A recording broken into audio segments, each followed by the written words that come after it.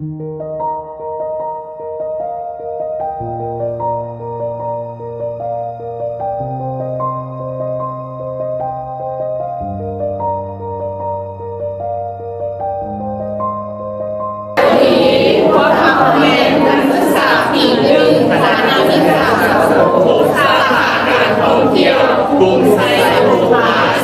่งคำขวัญของพวกเราแมนออกไปท่องโลกเรียนรู้สิ่งใหม่เพิ่มพูนปัญญาเย้